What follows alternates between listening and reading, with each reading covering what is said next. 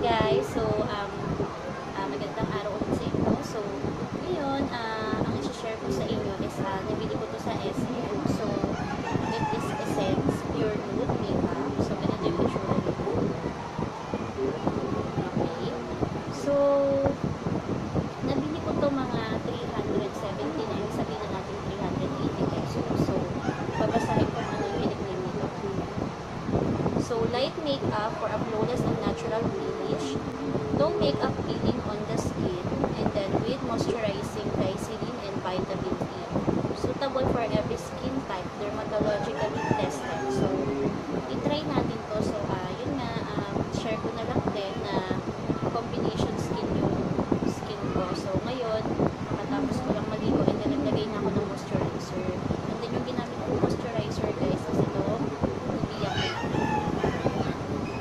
So, let's start. So, maglalagay ako ha. And then, ito ngayon kasi makagaling ng mga pimples ko. Baka sabi ko nga sa inyo, sobrang lamig ko sa work ko. Kaya nagkaroon ako ng mga blemishes ng mga nakaraan. Kasi parang yung sobrang dry ng mukha. And then, nagkaw siya ng maraming pimples sa akin. So, buti na lang na na-discover ko. Nivea. And then, after ko nga ito gamitin ng ilang months, and then siya bumalik. So, tignan ko natin kung mako-cover niya to. Pero actually, magaling na to eh. Parang mga peklat niya lang siya. Pero okay lang yun. Let's try. So, maglalagay ako ng konti. Isang cup. So, ito na yung nilagay ko. So, by the way nga pala guys, yung shade na pinili ko is Pure Beige. Okay. So, try natin. So, gagamitin ko lang yung kamay ko o yung daliri ko sa pag-apply. Try natin. Dali lang!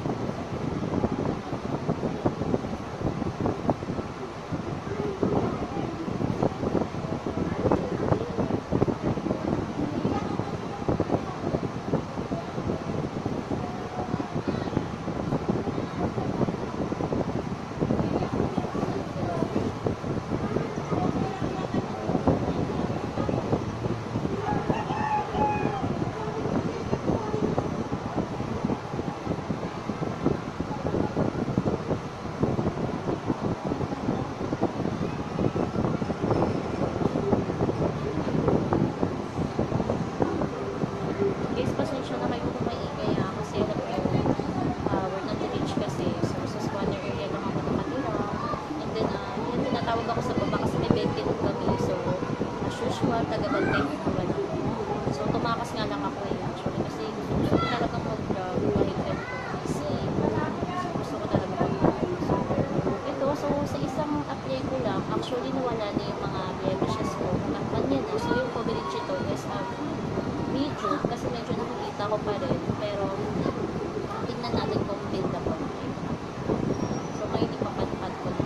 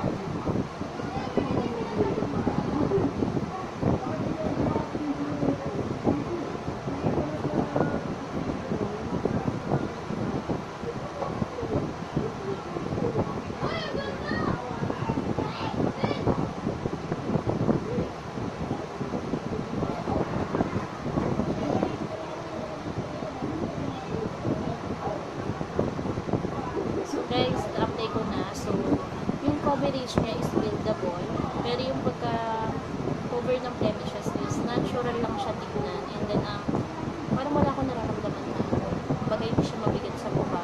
Okay lang siya, parang okay nga yung kiniklaim niya, sabi nga dito is no makeup cream. So parang wala talaga ako nararamdaman na yung makeup sa mukha ko. And yung shade is maganda kasi kakulay ko talaga siya. So may pinaka-lightest shade, diba? So sakto lang siya sa skin ko. So okay naman, buildable.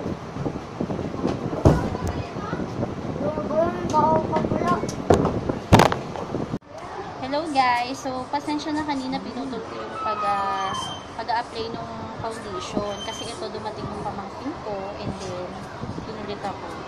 So hindi ko maayos yung pagre-review kanina pag-a-apply. Kasi isang sibulinggit ito pamangkin ko. Ang kulit. So, pero ito, yung masasabi ko nga is natural look lang siya. So, nakita nyo naman.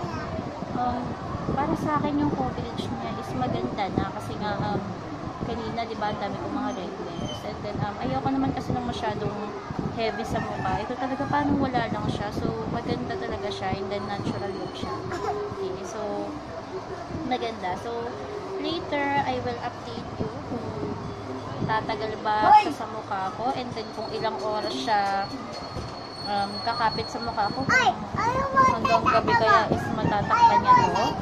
So, tignan niyo naman ngayon yung mga pamangkin ko napakaingay. Ang kulit. So, okay guys. Babalik na lang ako later kasi ang kukulit ng mga pamangkin ko. Inano pa pati to. So, yun lang. Guys ha, babalik ako. So, keep on watching.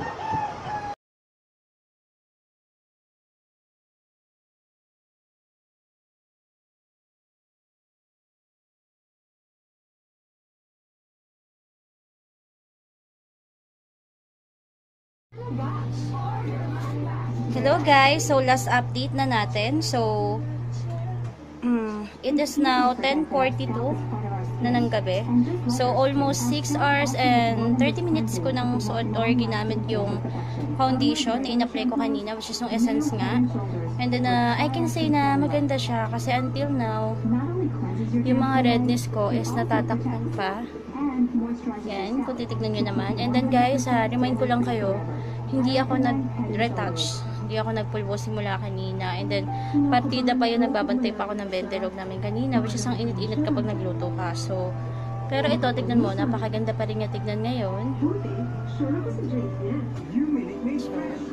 Yun, remind ko lang kayo ulit, combination skin ako. So, I think, maganda siya. Tignan mo, kahit napakakunti lang talaga ng oil na pinroduce niya sa akin. As in, parang wala talaga.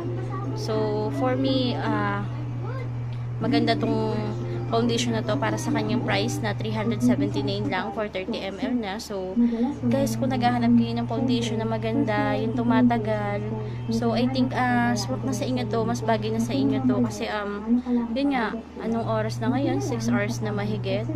6 hours and 30 minutes ko nang suot, pero tignan nyo, almost naka-intact pa rin siya sa skin ko. And then, lightweight lang siya. Para lang ako nagpulbo, guys. Wala kayong mararamdaman. Sobrang lightweight niya. Pero yung coverage niya, although medium lang, pero hindi talaga eh. Parang natural lang siya tignan. So, maganda talaga to. Parang natural look ka na parang flawless. Ganun yung dating niya. So, guys, I really suggest na itry nyo to. Kung naghanap kayo ng foundation na lightweight lang, lalo na doon sa mga oily skin. I think ito yung problema ninyo, diba? So, para wala kayong masyadong maramdaman na bigat sa mukha ninyo, ito talaga yung best na marirecommend ko sa inyo. So, salamat guys sa pag-nood po ng video ko. And then, abangan nyo po yung mga next video ko guys. Salamat and good night.